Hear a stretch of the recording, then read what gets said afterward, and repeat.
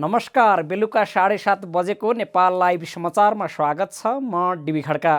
सुरुमा प्रमुख समाचार शीर्षकहरू। एमालेको अवरोध नहटे संसद विघटन गरेर चुनावमा जानुपर्ने अवस्था रहेको प्रचण्डको ब्रिफिङ। एमसीसी अनुमोदनसँगै सत्ता गठबन्धन चुनावसम्मै जाने निश्चित भएको दाबी।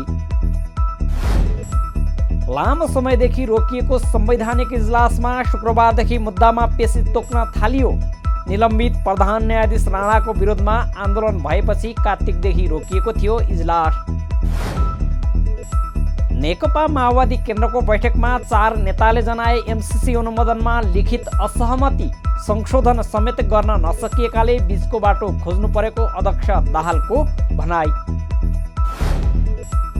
रुसी सैनिकहरूले जापोरिज्या परमाणु ऊर्जा केन्द्र कब्जामा लिएको युक्रेनी निकायहरूको भनाई। रुसले प्रहार गरेको बम विस्फोट हुँदा युरोपकै सबैभन्दा ठुलो उक्त परमाणु ऊर्जा केन्द्रमा आगो।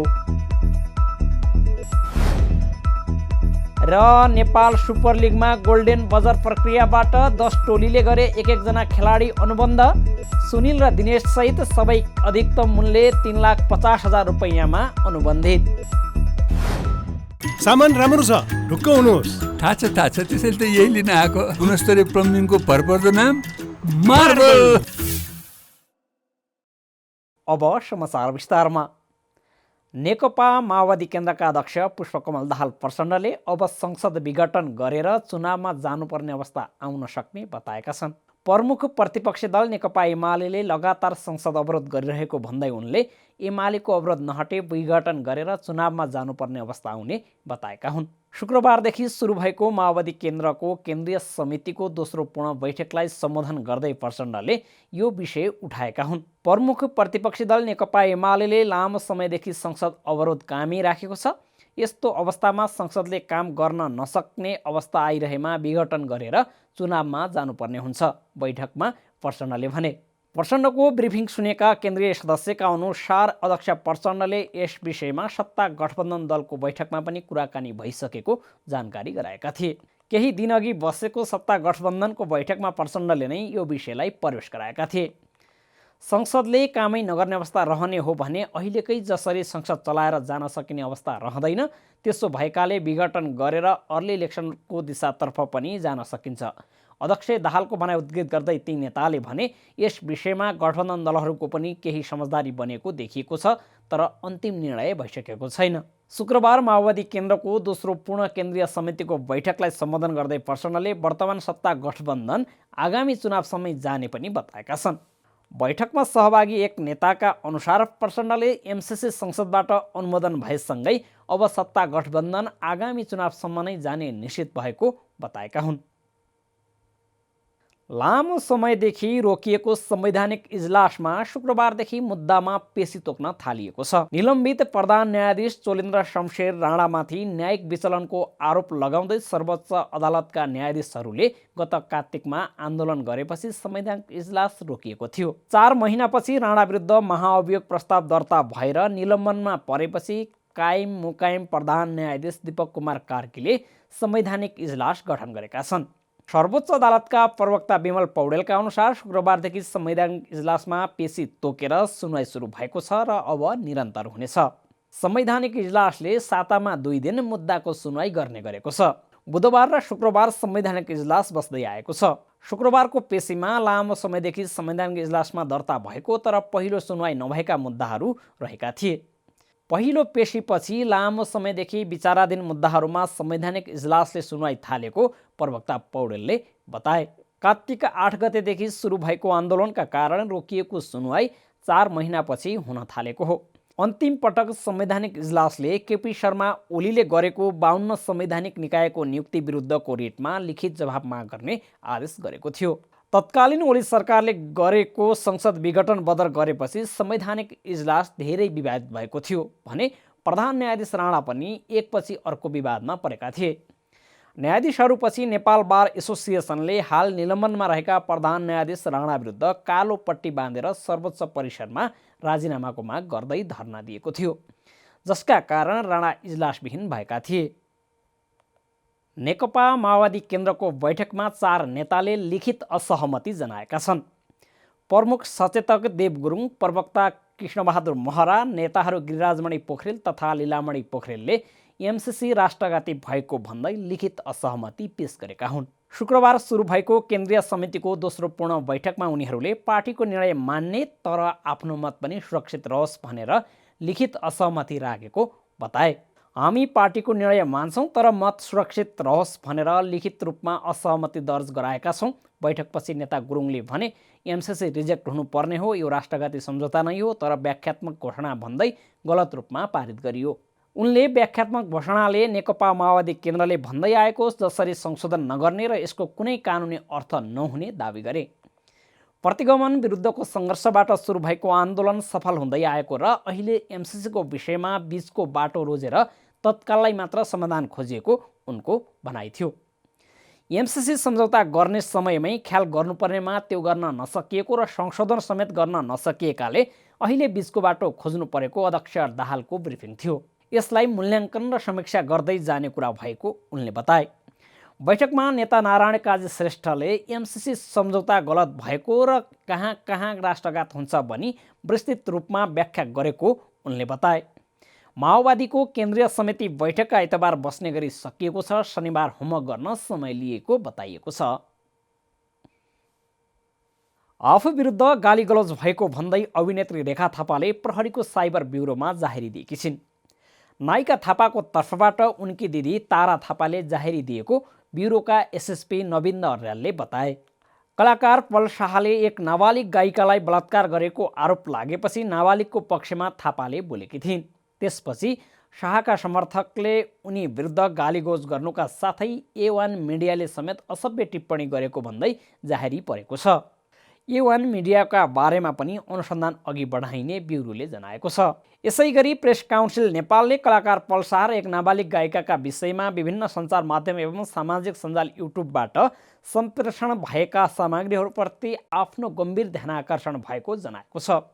आचार संहिता प्रतिकूल सामग्री सम्प्रेषण गर्ने 22 अनलाइन मिडियालाई सचेत गराइएको काउन्सिलले जनाएको छ। दर्ता र सूचीकरण नभएका 10 वेब पोर्टलहरूलाई नेपालभित्र सम्प्रेषण हुन नसक्ने व्यवस्थाका लागि नेपाल दूरसञ्चार प्राधिकरणमा पत्राचार भएको काउन्सिलले आज एक विज्ञप्ति मार्फत जनाएको छ। कुनै मिडिया अन्तर्गत आबद्ध नभएका 16 युट्युब च्यानललाई अनुसन्धान गरी आवश्यक कारबाही गर्न नेपाल प्रहरीको साइबर ब्युरोमा सिफारिस गरिएको काउन्सिलले जनाएको छ। जिल्ला प्रशासन कार्यालय काठमाडौँले कोभिड-19 को सङ्क्रमण रोकथामका लागि लगाएका सबै प्रतिबन्ध हटाउने निर्णय गरेको छ। प्रमुख जिल्ला अधिकारी गोविन्द प्रसाद रिजालले शुक्रबार एक विज्ञप्ति जारी गर्दै शनिबारदेखि प्रचलित कानुन बमोजिम राजनीतिक, सामाजिक, आर्थिक, व्यावसायिक लगायतका कार्य स्वास्थ्य मापदण्ड पालना गरेर सञ्चालन गर्न सकिने उल्लेख गरेका छन्। पछिल्लो समय कोरोना सङ्क्रमण न्यून बिन्दुमा झर्न थालेपछि जिल्ला प्रशासन कार्यालयले जारी गरेको स्मार्ट लकडाउन हटाएको हो। नेपाल लाइभ समाचारमा अब अन्तर्राष्ट्रिय समाचार।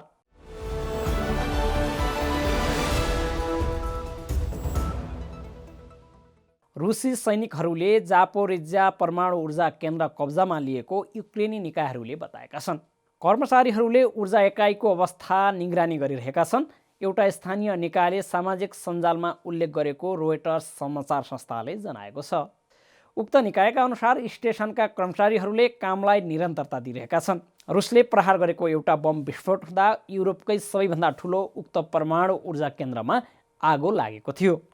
अन्तर्राष्ट्रिय आणविक ऊर्जा निकाय IAEA परमाणु ऊर्जा केन्द्रमा भएको आक्रमण र आगलागी पश्चात त्यहाँ विकिरण नफैलिएको जनाएको छ।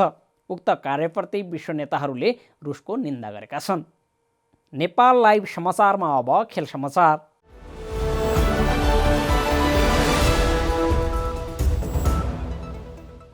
नेपालकै पहिलो फ्रेन्चाइज फुटबल प्रतियोगिता नेपाल सुपर लिग NSL को दोस्रो संस्करणका लागि शुक्रबार किनबेच गरिएको छ। 10 टोलीले एक जना खेलाडी गोल्डेन बजर प्रक्रियाबाट अनुबन्धित गरेका छन्। क्याटेगोरी A मा परेका खेलाडीका लागि एउटा क्लबले 1 जना लिन पाउने गरी NSL अक्सनमा यसपल्टदेखि गोल्डेन बजार लागू गरिएको हो। यसपल्ट गोल्डेन बजारबाट सबै टिमले एक खेलाडी लिएका छन्। साबिक विजेता काठमाडौँ रेजर्सले A डिभिजन लिगका सर्वोत्कृष्ट खेलाडी फरवार्ड सुनिल बललाई गोल्डेन बजारबाट पाएको छ। यसपटक मसिन्द्र फुटबल क्लबले शहीद स्मारक ए डिभिजन लिगको उपाधि रक्षा गर्दा सुनिल टोलीका मुख्य सदस्य थिए। उनले लिगमा 6 गोल गरेका थिए। यता पोखरा थन्डर्स एफसीले डिफेन्डर दिनेश राजवंशीलाई अनुबन्ध गरेको छ। राष्ट्रिय टोली तथा मनाङ मर्स्याङ्दी क्लबका डिफेन्डर दिनेशले गत वर्ष धनगढी एफसीबाट एनएसएल खेलेका थिए। एनएसएलको नयाँ टिम स्पोर्टिङ इलाम डी मेचीले डिफेन्डर गौतम श्रेष्ठलाई लिएको छ। झापा एफसीले डिफेन्डर निशान खड्का र वीरगञ्ज युनाइटेडले डिफेन्डर मानबहादुर तामाङलाई अनुबन्ध गरेका छन्। यता विराटनगर एफसीले राष्ट्रिय टोलीका गोलरक्षक दीपक कार्की, बुटोल लुम्बिनी एफसीले डिफेन्डर सुमन अर्याल, चितवन एफसीले फरवार्ड त्रिदेव गुरुङलाई गोल्डेन बजर मार्फत अनुबन्ध गरेका छन्। यस्तै ललितपुर सिटी एफसीले गोलरक्षक विशाल सुनार र धनगढी एफसीले डिफेन्सिङ मिडफिल्डर पूजन उपरकोटीलाई गोल्डन बजर मार्फत अनुबन्ध गरेका छन्। उनीहरू सबै अधिकतम मूल्य 3,50,000 रुपैयाँमा अनुबन्धित भएका हुन्। सामान राम्रो छ, ढुक्क हुनुहोस्। थाहा छ त्यसैले त यही लिन आएको। गुणस्तरीय प्लम्बिङको भरपर्दो नाम मार्बल। समाचारको अन्त्यमा प्रमुख समाचारका शीर्षकहरू फेरि एकपटक। एमालेको अवरोध नहटे संसद विघटन गरेर चुनावमा जानुपर्ने अवस्था रहेको प्रचण्डको ब्रिफिङ। एमसीसी अनुमोदनसँगै सत्ता गठबन्धन चुनावसम्मै जाने निश्चित भएको दाबी। लामो समयदेखि रोकिएको संवैधानिक इजलासमा शुक्रबारदेखि मुद्दामा पेशी तोक्न थालियो। निलम्बित प्रधान न्यायाधीश राणाको विरोधमा आन्दोलन भएपछि कार्तिकदेखि रोकिएको थियो इजलास। नेकपा माओवादी केन्द्रको बैठकमा 4 नेताले जनाए एमसीसी अनुमोदनमा लिखित असहमति। संशोधन समेत गर्न नसकिएकाले बीचको बाटो खोज्नु परेको अध्यक्ष दाहालको भनाई। रुसी सैनिकहरूले जापोरिज्या परमाणु ऊर्जा केन्द्र कब्जामा लिएको युक्रेनी निकायहरूको भनाई। रुसले प्रहार गरेको बम विस्फोट हुँदा युरोपकै सबैभन्दा ठुलो उक्त परमाणु ऊर्जा केन्द्रमा आगो। र नेपाल सुपर लिगमा गोल्डेन बजर प्रक्रियाबाट 10 टोलीले गरे 1-1 जना खेलाडी अनुबन्ध। सुनिल र दिनेश सहित सबै अधिकतम मूल्य 3,50,000 रुपैयाँमा अनुबन्धित। नेपाल लाइभ समाचार आजलाई यति नै। हाम्रा अन्य कार्यक्रम नेपाल लाइभको Facebook page, YouTube channel, Twitter र हाम्रो वेबसाइट नेपाललाइभ.com मा पढ्न र हेर्न सक्नुहुनेछ। नमस्कार।